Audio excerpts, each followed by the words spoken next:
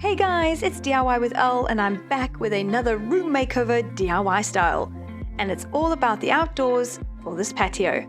And the star of the show is the floor, because I painted the floor and I stenciled a beautiful pattern on it using roof paint from Plascon. I can't wait to get into the details, but how lovely does this patio look? It's my own little oasis, ready for the warmer, sunnier months ahead. So if you have a patio that looks a bit boring like this, we got a plan up our sleeves and you can definitely follow the how-to steps in this video to create something like this. So let's get started. The first step is always to clean and prep. I'm using sugar soap from Polycell as well as a wire brush from Hamilton's. And I'm just scrubbing any debris off the paving and the concrete paving and basically just hosing that down, letting it dry.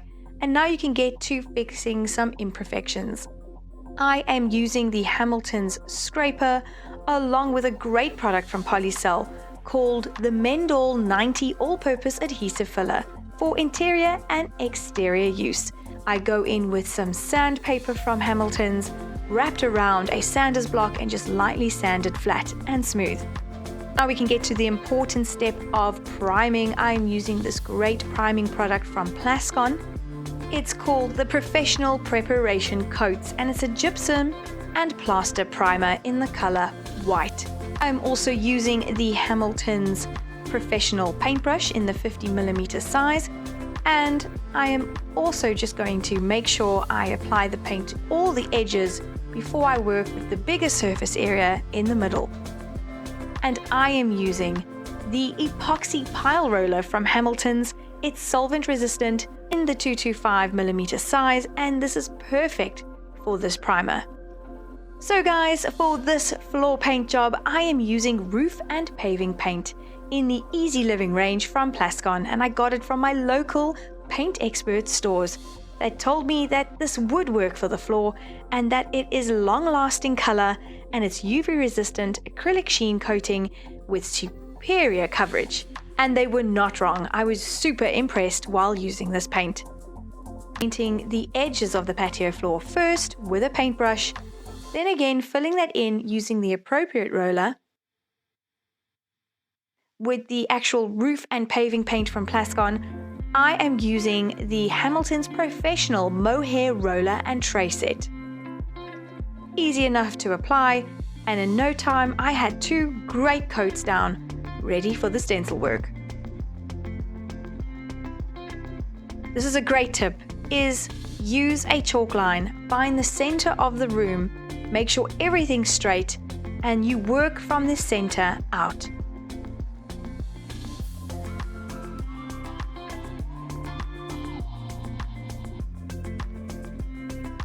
I'm also using more than one stencil, so as the one is drying, I can stencil the other and then place them accordingly.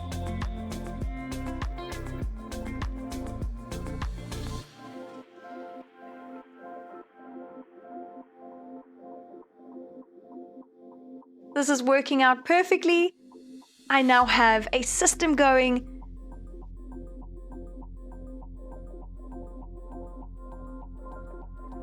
And this is me in a time lapse showing you how I applied the stencils.